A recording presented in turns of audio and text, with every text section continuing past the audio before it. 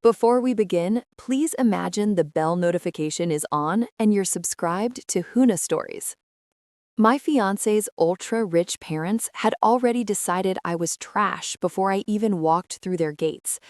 On the way to their sprawling estate for the first time, I spotted a broken-down vintage Bentley on the highway shoulder. An elderly lady stood beside it, looking lost and frustrated. I couldn't just drive past. I pulled over in my beat-up work van, grease still on my hands from the shop that morning. "Ma'am, need a hand?" I asked.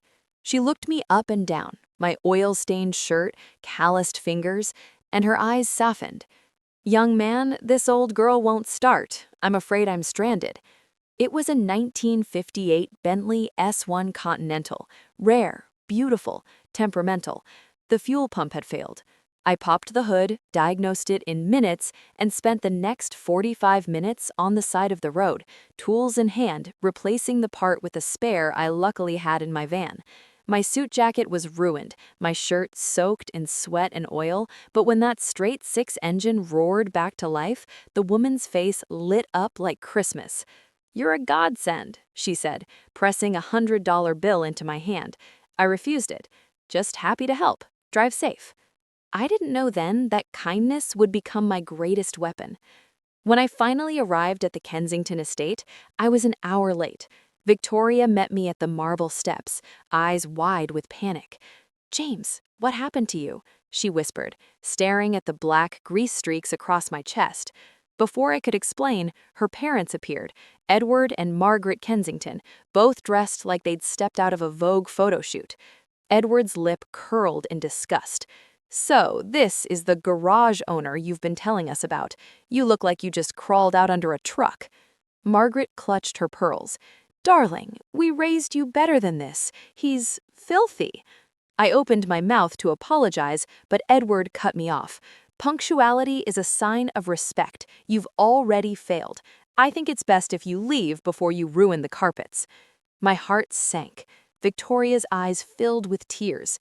I turned to go, ready to walk away from the woman I loved, when a deep, elegant engine purr echoed up the long driveway. A pristine silver Bentley S1 Continental glided to a stop right behind my van. The door opened, and the same elderly woman stepped out, pearls gleaming, walking cane in hand. The change was instant. Edward's face went white. Margaret gasped. "Mother!" squeaked Margaret. It was Eleanor Kensington, the family matriarch, Victoria's grandmother, the one who owned half the company's shares and whose name everyone whispered in awe. She ignored her daughter and son-in-law, her eyes locked on me, then on my grease-stained hands. "This young man," announced Eleanor, voice ringing like a bell, "spent nearly an hour on the roadside fixing my Bentley, while your precious chauffeur was nowhere to be found. And you dare treat him like this?" Edward stammered. Margaret looked like she might faint. Eleanor turned to me. "James, isn't it? Come inside. You're sitting next to me at dinner." The meal that followed was pure revenge served on fine china. Eleanor insisted I tell her every detail about the repair, how I diagnosed the fuel pump, the tricks I used to get the old carburetor singing again. She listened with real fascination, while Edward and Margaret sat in humiliated silence. Halfway through dessert, Eleanor dropped the bomb.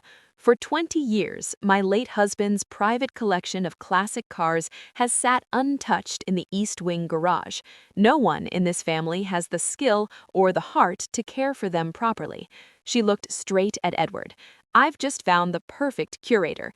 James, the position is yours if you want it. Generous salary, full control, and you'll never have to hide who you are again." Edward looked like he'd been slapped. Margaret couldn't even meet my eyes. The months that followed were a beautiful revolution. Our wedding was perfect. Eleanor walked Victoria down the aisle herself. My in-laws smiled through gritted teeth, terrified of crossing the matriarch.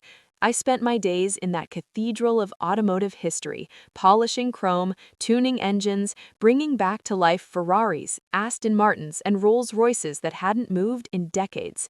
Every few weeks, Eleanor made sure Edward and Margaret visited the garage to watch me work, hands deep in noble grease. It was her quiet, brilliant way of reminding them who really mattered. One golden afternoon, Victoria and I took a fully restored 1960 Bentley for a drive along the coast. As the sun set and the engine hummed beneath us, I looked at her and smiled. I hadn't won their approval by pretending to be someone else. I'd won everything: love, respect, a legacy, by staying true to the man I'd always been. The mechanic they despised became the guardian of their family's greatest treasure. And sometimes the dirtiest hands hold the cleanest heart. Thanks for listening to Huna Stories. If this story touched you, hit that like button, subscribe, and turn on notifications for more emotional family revenge.